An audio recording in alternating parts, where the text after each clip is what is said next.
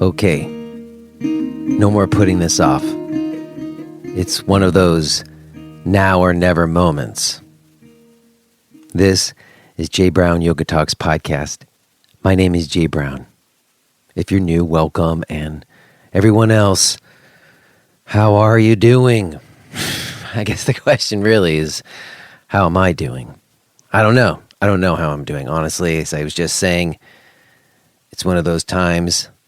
Longtime listeners will recall this happens every once in a while where I put this off, recording the intro, and I put it off and I put it off, and then I get up against it, and it's like the last minute where this has to happen now. And I had lots of time today. I had all kinds of time today to do this, and I didn't because I was waiting for a moment of clarity or inspiration, and it just hasn't come. I've been waiting all day. Just hasn't shown up, and there's just no more waiting. We gotta tally forth regardless of whether I feel like I got the spark or not. Sometimes you don't got it. Sometimes you're running on empty. And I really, as I said, I don't really know how I'm doing because it changed so many times this week. I've been up and down with this loan application, this assistance loan, and right now it's supposed to be going through, but I won't believe it until it does, because it just seems like none of it's been easy, and I don't even really know what I'm getting myself into. I mean, I do, but the forgiveness aspect of the loans is unclear, and it's crazy that in a moment of crisis where you're applying for assistance, you're still taking on more debt. I've been working my ass off to pay off debt, and I've been moving. It was going in the right direction. The good news is if it does go through, then it's certainly going to be a big deal for me. It will really help. And I know not everybody's in the same boat where they're even looking at the possibility of getting any help. And the uncertainty level is just off the frickin' charts. I mean, it's not like life hasn't always just been full of uncertainty, but right now I'm just like trying to make any plans just feels impossible. I don't even know. I mean, I still had some events on the calendar, one for the end of this month and one or two next month. Some states are starting to reopen. It's just hard to know what to believe, frankly. Nobody knows shit, and everybody's got a set of statistics, and it's just a fucking shit show. And it's easy to see. It's easy to just tumble down that hole, right? But then it'll flip and it'll turn around. And if some of you read my blog this month, you know what I'm talking about. There's these moments, these fantastic moments of blossoming, of wonder and life in the midst. And the moments they're powerful and important. It feels like an important experience that we're having. Fortunately, I am able to carry on doing a lot of great things like this show. I'm super happy for you to hear today's talk with Joe Simek and Alexis Ridge Simek from Dragonfly Yoga in Doylestown, Pennsylvania. Joe has been on the show like a year or two ago, and we talked about, being like smaller in scale, but more sustainable in nature. And I really wanted to check back in with him and Alexis. I have had the wonderful opportunity to hang out with them, like socially. Our families have spent time together a couple of times. I really enjoy their company, and I was curious to check in with them, especially after last week we talked with Justine and Michael from Down Under Yoga, and I knew that Joe and Alexis had a much smaller scale kind of operation, much more like what I had, and I was just curious to see how they were doing and what they were doing. And it was wonderful to connect with them. And I'm sure that you will appreciate it as much as I did. I also mentioned this last week that I have a really fantastic and special episode to share with you next week with Derek Sivers. And I don't know if those of you who didn't know who he was last week went ahead and Googled him or whatever, found out about him. He's kind of a big deal, and he's an inspiration to me. And it was a very bizarre and random and cool turn of events that led to me having some opportunity to speak with him and record a conversation with him.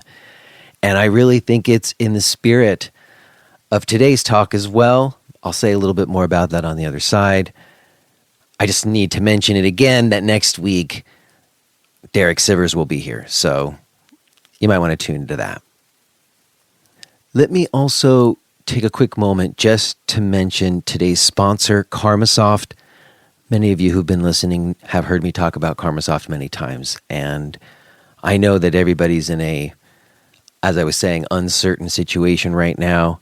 I know that folks are reevaluating. You'll hear Joe and Alexis talk about their own process of like getting stuff online and their systems. And if you are trying to do some reordering of your back end and you need a software management system that works for you rather than against you, I do want to encourage you to check out KarmaSoft.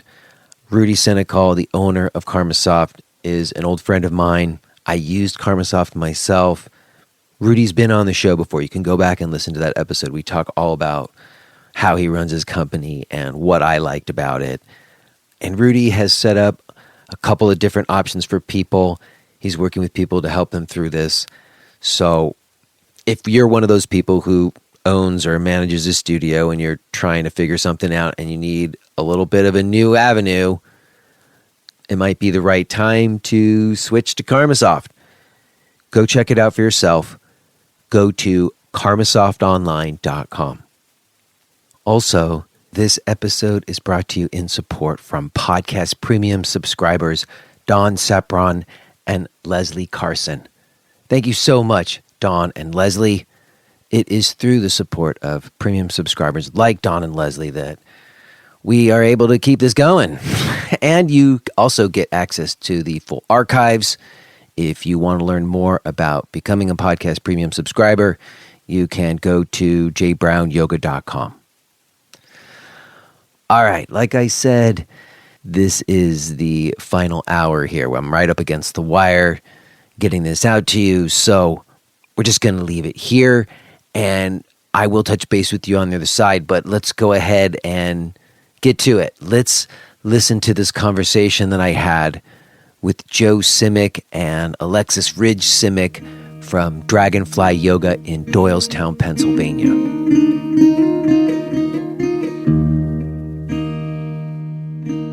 Hello? Hello. Hi. Joe, Alexis. Hi, Jay. Hi. Hi. Wow. It's good to get a chance to speak with you. You too. I appreciate you making some time. I know you've got kids like me and everybody's scheduling all these. I don't know if you got your kids are doing all the Zoom meetings for school too. Yes. I don't know. Yep. It's a job. It's really been a battle because, you know, we've really done our best to like be really clear and limit screen time and had a lot of rituals worked out around that and stuff. Right. But now they've got schoolwork online, especially my eldest 10-year-old. And, you know, she's doing her work, but she's on the screens a lot. And trying to sort out those new boundaries has been a challenge. It really is. I was on last night with Michael Thompson, who's a child psychologist, and he said, right now it's just so not normal that things like screen time, just let it go. All those things that you've been working on so hard, he said, just let it go. And I thought, that's great. Well, I agree. I've certainly been letting it go and cutting slack, but at some point, I know you gotta rein it in. Is all I'm saying. Right. I know, but how are you? How are you holding up? All things considered, I think we're doing pretty good. It's day to day, I think, as we're all saying. But for the most part, the family's good, and the yoga studio is pretty good. So we really can't complain. We've got a great community. Yeah. Well, I'm glad to hear that. I was going to say, Joe, I was looking back just a few minutes ago, getting ready to speak to you to see when it was that you came on the show, because you've been on the show before. Yeah. It was June 2018. Oh, wow. That went fast. Yes. It's like a year and 8 months or something. And it's crazy how much has happened since then, especially in the last month and a half. Oh, but yeah. Even if we were to just stop at the end of last year before all the world turned upside down, which we'll get to, I'm curious, I sort of keep tabs on you. We've been in contact, you and me, emails here and there. We've hung out. Our families have hung out. And I noticed that you certainly seemed like you dialed a few things in and had a few new offerings, got real clear on the yoga therapy stuff that you were doing. It's for sure. So I'm just sort of curious, how were things going at Dragonfly up until this whole thing happened? Yeah. Go ahead, Joe. I think things were going really well. And I think on our two fronts, really, a traditional yoga studio, an independent yoga studio, and then the yoga therapy, like you said, we were doing great. The classes, were full for us for being a small yoga studio. And, I did dial in the yoga therapy a lot in a lot of ways, trying to, educate people about what yoga therapy is versus, your traditional yoga class, which is a conversation we've had many times, but that one that continues for sure. Yes. And it's, I was looking back at the numbers, as we do as yoga studio owners. And in 2019, every month, revenue wise was better than the year before. So I think we had maybe 1 month that wasn't. So as a yoga studio owner, you can't beat that. I mean, it's not huge growth every month, but there was growth. So that may change now in the world we're in, but it was going really well. Mm-hmm. Absolutely. What would you attribute that to? What do you think? Was it the things you said, just kind of like when you say you dialed in your yoga therapy thing, or what changed like were you doing things different in 2019 than 2018? What do you attribute the growth to? I think consistency. We've been here for 15 years. The community is used to us. Yoga is more mundane, I think, now than when we first opened. So more and more people willing to try. And, say you get 100 people through the door, new people to yoga, and then maybe 10 of them actually become regular students. And if you're at it for a long enough time, and you're okay with the income that's coming in, you stay consistent, and more constant students are going to be there with you. And you can't help but gain more clientele, more students over time. That, and, we're very picky with who our yoga instructors are that teach for us. We're really dedicated to bringing the best teachers out to our students. And we're lucky to have them. Well, the part of what you just said that jumped out to my ear the most was the 100 students a month or whatever, 100 new students. Right. And I guess that is, I'll just say, earlier today, before I'm speaking with you two, I spoke with Justine and Michael, who are the owner and manager of Down Under Yoga in Boston. Okay. And they're big. They're 3 locations, 15 managers, 62 teachers. Wow. They're big. They're big. Mm-hmm. They're a much more complex setup than what you guys are doing. Right. But they were basically saying the same thing that you were saying, that it is about the connections and the way that they've been in dialogue with their teachers and staff and students. And what I said to them and what I'm hearing in you and why that jumped out to me is it does seem like I've been to your center, and there is sometimes like a location factor where if you're in a certain place, you could see a certain amount of foot traffic. And part of a center working is that it does need to be bringing new people in. Mm-hmm. Absolutely. Which is hard to do. And that's a whole other job within running a yoga studio and teaching yoga classes, right? Yeah. And when it's just Joe and I, right? We don't have managers. We don't have a PR team. We don't have a marketing team, right? It's Joe and Lex. And I think what makes our location unique is that it is this house and there's a vibe that goes into it. But more than anything is that I think we learned that we're not running a workout facility. We're running a community center. And community has to be sort of the forefront of really everything we do, because how do you get that percentage of those 100 students to stay? It's not, you have good teachers, like Alexis was saying. I think that's true. But also you have a vibe that makes them feel like this is a place where they can connect with other people. And instead of trying to sell memberships and get your numbers up, it's better to have a quality, an aspect of community that gets people to stay in the long term. Like, one of the interesting things that's happened that I was really interested to see when, we took things online, and I know we're going to get there, was we don't have that many members. We have a membership package. We didn't lose any of those people. And I think that's because those people were ready for a membership. They wanted a membership. They weren't sold a membership. And it's that they were so entrenched in the community that it just was an obvious thing for them to do.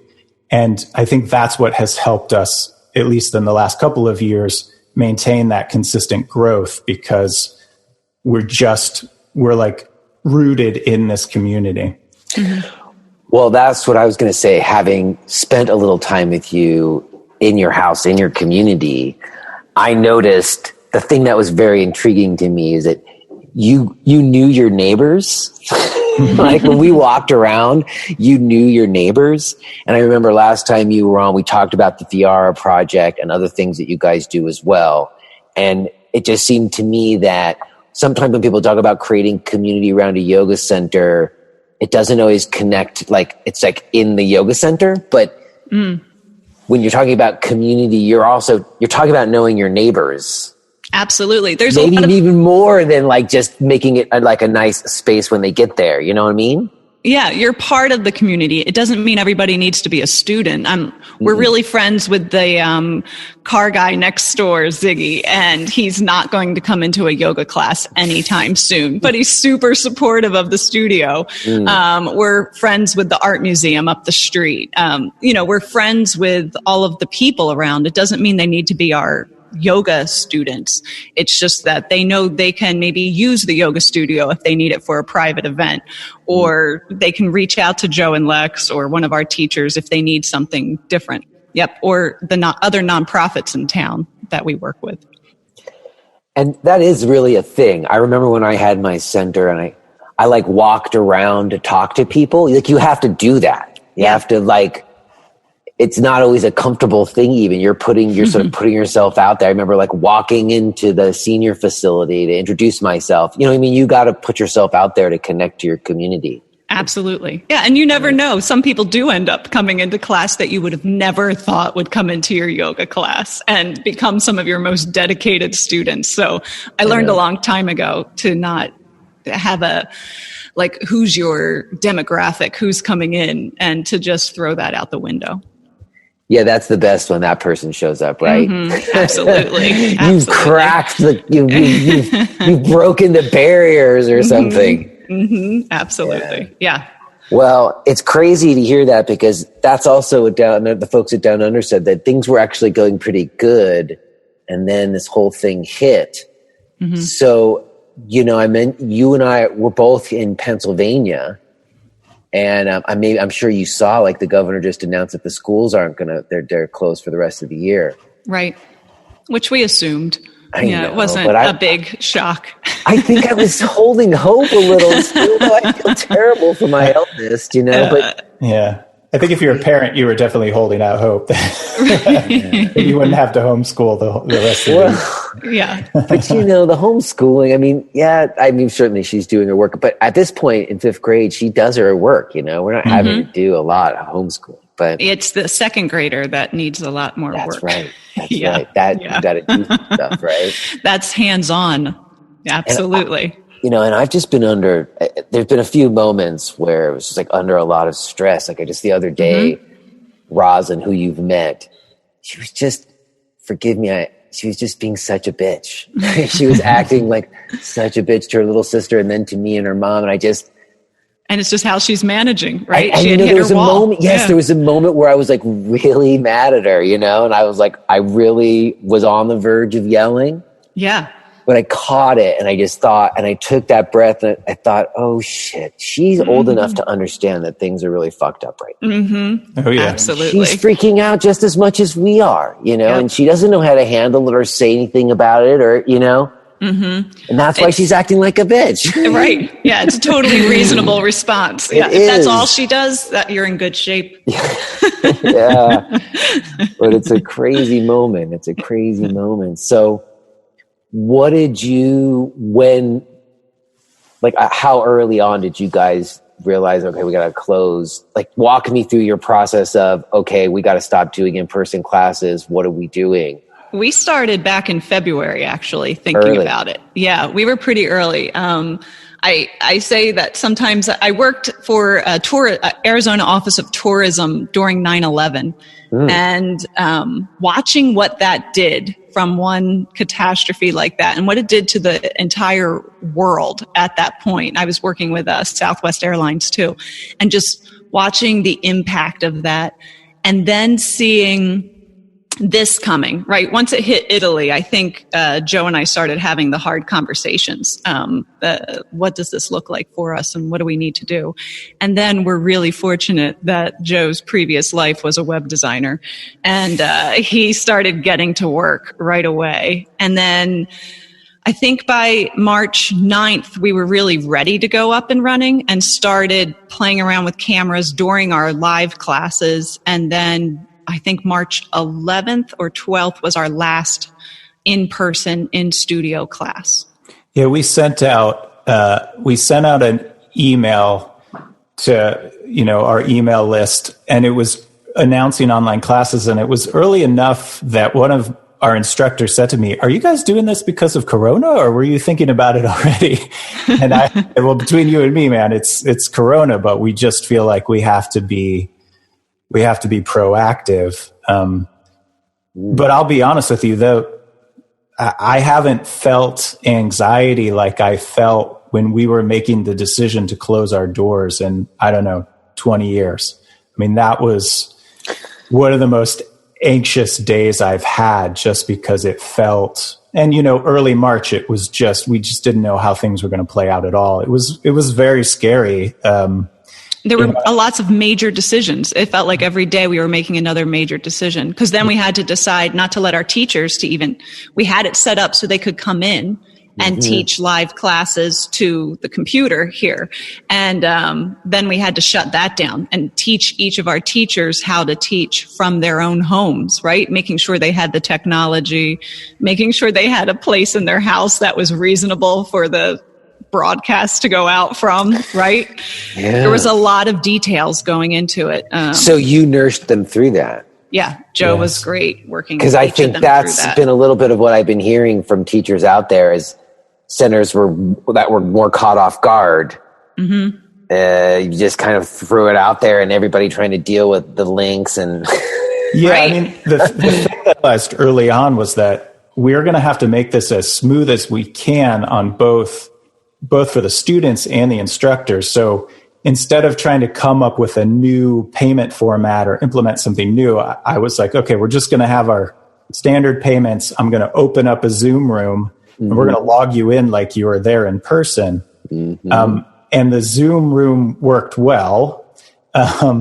We had problems later, which I could get to, but because we sort of prepped the community that the online thing was coming, we prepped our instructors that they were going to have to start thinking about it. I had a group call with them.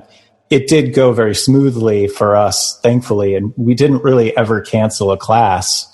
That's like just an amazing thing. I think it speaks, I think, volumes to the type of people we have teaching yoga for us, that they were pro enough to roll with the punches. So we're very grateful. Well, that is a big thing. I know when I spoke to the folks from Down Under earlier today, they ran into issues because they had 5 rooms, Right. And so they ended up opening up 5 different Zoom accounts, one for each room.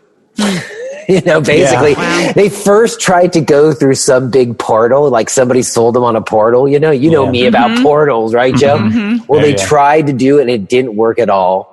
And it was like trying to be some integration with their mind body, and it didn't work. And then they ended up just opening up separate Zoom accounts and kind of figuring it out on their own, doing it manually. Yep. And it working much better. Yeah, that's what has worked for us. And just we didn't change our schedule either. We just kept the schedule. They didn't either. I know a lot of centers have greatly reduced it, and a lot of teachers have gotten fired because they only have 10 classes instead of 40 classes or something. Right. Because, what people don't know is Joe now has to manage each class that we do teach. So I can see why a lot would cut back on because there has to be somebody alive there besides the teacher managing everything. Yeah.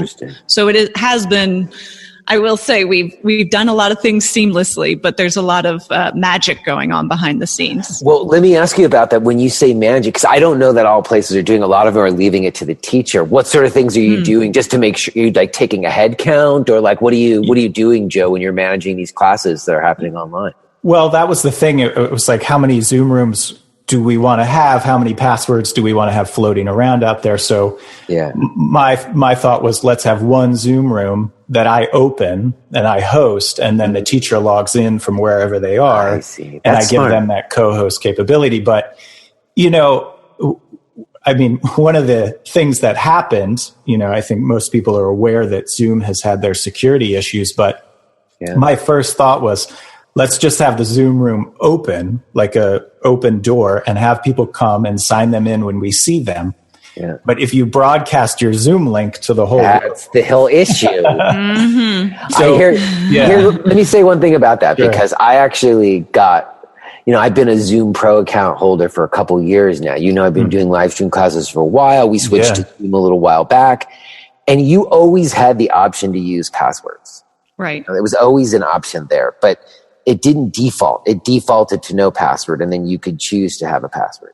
Correct. And then what happened is when everybody jumped online to use the Zoom rooms, they were using social media and just posting Zoom links. Mm-hmm. Yeah. And then people were jumping on and Zoom bombing them and like screen sharing and throwing up pornographic images into like kids, like elementary school classrooms or whatever. Right. So I did. Well, wait, what I would say is this. I don't know if it's true for everyone. Zoom, they instituted this new policy where it was defaulting to passwords and requiring passwords. Mm-hmm. And I wrote them an email and they did turn it off for my account. I don't know if that's true for other people. Like I can choose to use a password or not now, because they kind of took that away because they defaulted to making you have to use a password. That's interesting. And I understand why that might be the case, but some of those security issues are also about when you put all the people, like all your contacts into Zoom, there's some issues that are not necessarily relevant. What I think is very interesting about what you did is you paralleled what you already had in place. Like you had a one-room studio. So, and you had to maybe they had their own keys. You could give them your login, Yeah, well, that was the thing. Like, do you want to give your login to all teachers, of your instructors? Yeah, and that was the thing that I decided was probably a bad idea. So you're just that's not that big of a deal. You're at home anyways, right? Yeah, it's a little bit tricky. If you have 3 or 4 classes in a day, you gotta be on for some of that time. But I decided to do like a half an hour free yoga therapy sort of informational thing on Thursday nights. And that made the rounds, and I had like 40 people or so sign up. And the second time I did it, I did get hit with a spam attack. So, somebody jumped into your meeting? Yeah. So, which was one of the worst teaching experiences of my yoga teaching career, for sure. What happened? So it got distributed pretty far and wide. which was just like via social media, you mean? Like right. Yeah. Via social media and our newsletter and et cetera. And they just timed it really well. I had still had the room out for, posted it on the website, which is naive and dumb. And, I realize that now.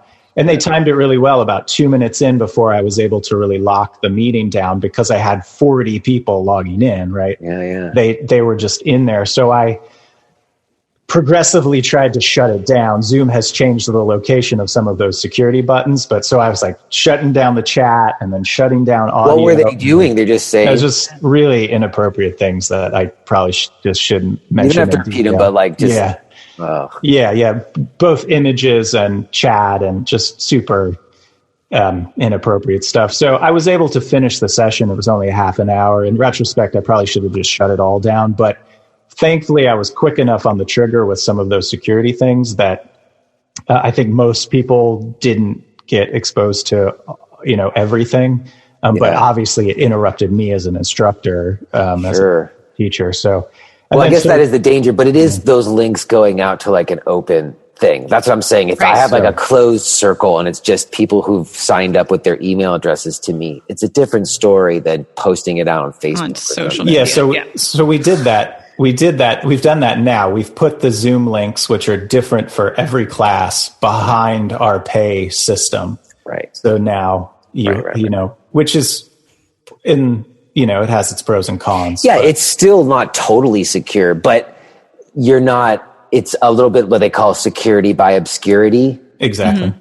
And, I've done a lot of security by obscurity with the things that I've done, and it generally works. Because you do know if somebody's there, But I haven't heard anybody actually getting Zoom bombed before. You're the first person I've heard that happen to. Yeah. He came home pretty shaken up.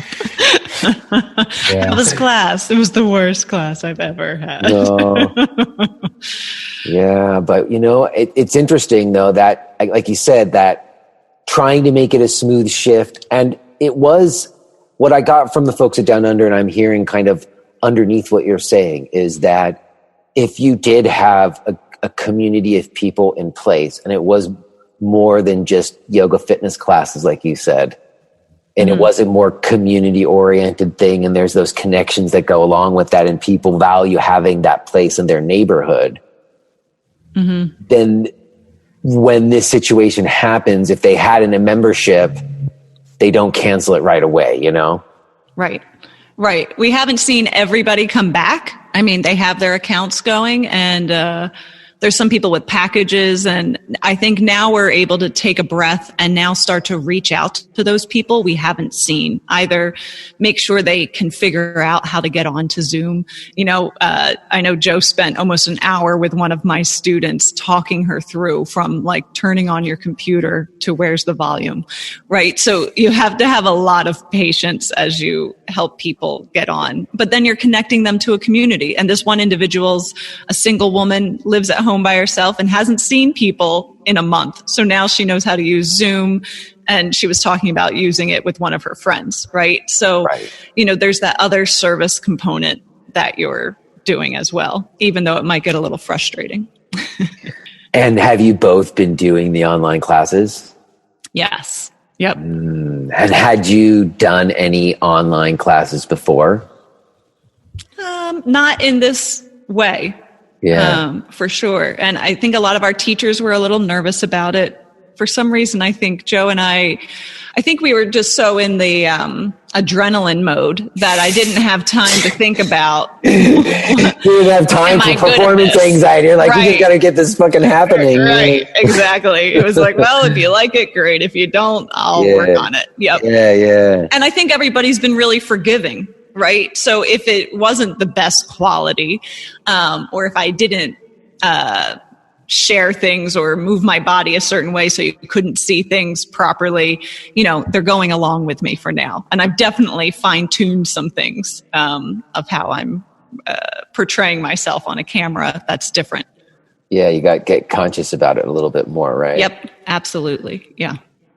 And Joe, I'm curious, first, before you talk about like teaching classes, I'm curious also, you are sticking with like the same pay and like the same rates and everything. Like, If someone had a 10 class card, is it still like per class? If you just try to keep everything in place? We have kept everything in place, and so far so good. One of the things that we've always had is that our packages don't expire. So we have not expired people's packages, and we're still paying our teachers. And Alexis set this up 15 years ago when we opened, and we have stuck to the belief that we have to pay our teachers well. So we're still paying them, $12 a class for the first student and $6 for every student after. And now that we have people who are members who are taking a lot of yoga every day, those numbers might skew a little bit, but so far so good. And we're happy that those people are able to take so many yoga classes. So we're trying to keep it the same and just see how it goes. But I mean, the first time that we did payroll after this all happened, I got a little teary-eyed because it felt so good to be able to continue to pay our teachers. Like, it just feels really important to be able to do that. Yep. Well, they said the same thing over at Down Under, and theirs is a little bit different. Theirs is a 28 base and then a $3 a head with no cap. Normally, that's their rate, but it's the same idea and the same kind of idea that I had. Mine was similar to yours, is that this idea of like a base and then a per student rate always felt like an equitable split between teacher and center, like it was more of a partnership feel. Yep. But when there was the shift to memberships, and some people shifted more completely over to memberships than other people, I guess, when there was that shift, a lot of places, that's when we started seeing this more like $25 per class. That's it. Right. And I'm seeing around here scary numbers like $12 per class. That's it. Which I when I started teaching almost 20 years ago, I got paid $23 per class. So there's, how are we devaluing yoga this much that we've gone to almost half of what we used to pay people? But what's interesting to me about that is the issue always was, like, when I had a per student kind of rate, I could have classes with less students in them. It didn't cost me anything. You know what I mean? It wasn't like, oh, I have to pay that teacher $25 and nobody showed. Right. And so it felt like it felt more sustainable. And that seems to be the case, because it's the places that had those like heavy membership reliance, $25 or less, I hear from you, per class. Those are the places that right now have just basically closed down and left their teachers out to hang them out to dry. Right. Because you're right. It isn't a partnership. It's more of an employee sort of boss employee sort of thing, whereas we're absolutely all in this together. I mean, in our teacher training, that's part of the training is you come into the studio, you unlock the doors, you make sure everything's clean and ready, and how do you like it for you? It's your studio for the next 2 hours, right? I have nothing to do with it. It's their studio. Right. Yeah. And to let them feel and have that ownership is essential. Absolutely. And they're all different. And that's my favorite part.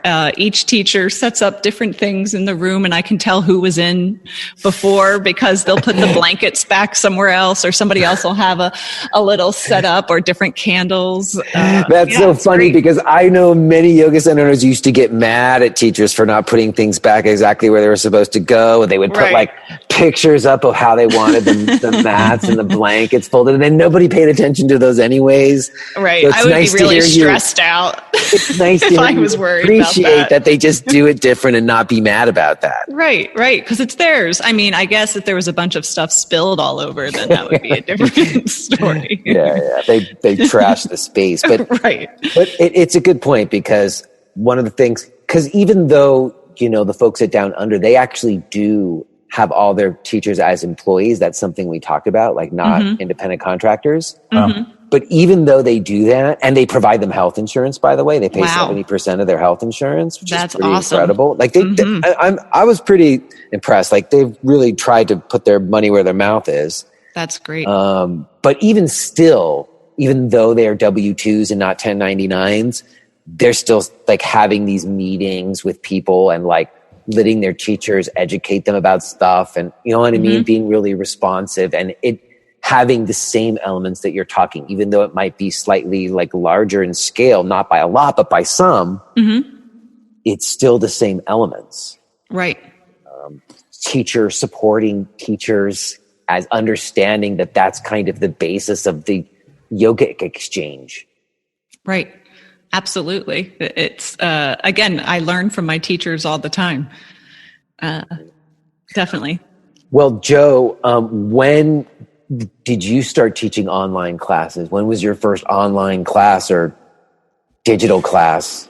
Well, I have been for a little bit teaching a 200-hour program for the yoga therapy school that I graduated from. So I've been doing that once a month. I've been teaching online for a year and a half or so. So I had some... You got some experience under your belt, because it is its own skill, right?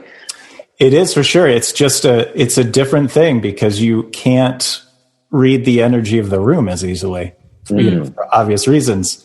And, to be honest with you, I find doing the 200-hour sessions a little bit easier than doing a traditional class, only because there's a little bit more of a lecturing component that's going on, and people are ready to ask questions. When you're just teaching a class, there's a little bit less back and forth that's happening energy wise, just, seeing how people are moving, all of that. So the more I feel like I'm lecturing, the easier it is for me. But it definitely helped me get ready for this shift. And honestly, I don't teach as many classes, weekly classes as Alexis does. For a couple of different reasons. So I think Alexis has had to really jump in at a level that I haven't had to. But, so far so good. Well, there is a difference between like doing a discussion, like lecture discussion, and doing an asana practice with folks. And sorting that out.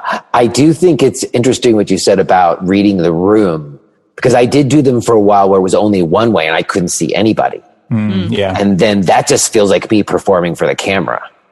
I did a live stream for the yoga therapy half-hour thing I was talking about before. I did that on YouTube just as like an extra layer of protection the last time I did it. And that did feel very sort of performance-y. So yeah, because you have no feedback.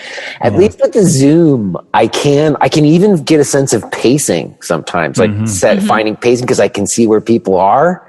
Right. To some degree, but it's funny because you can't really, in a way, I was talking about this in my teacher's class, it's become kind of freeing in a lot of ways.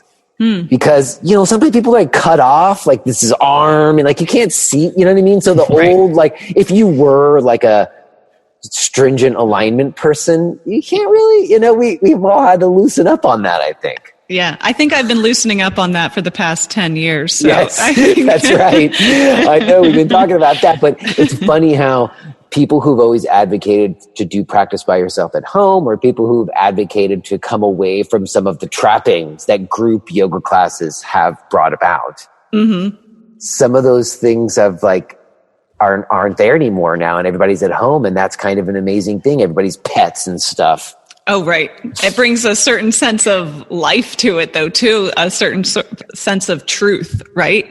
Yeah. A lot of people, are in their pajamas, don't have their makeup on, their kids are in the background, and I think that brings a whole new level to it that I enjoy. I really enjoy it. It's so personal when somebody turns on their camera that they're letting me into their house. So it's a deep level of truth I've never experienced as a teacher. I know, but that truth has two sides to its coin. Absolutely. Because I rent a studio. If you are hearing this message, then you're listening to the free version of Jay Brown Yoga Talks. To hear the rest of our conversation, please subscribe to Podcast Premium at jbrownyoga.com/premium.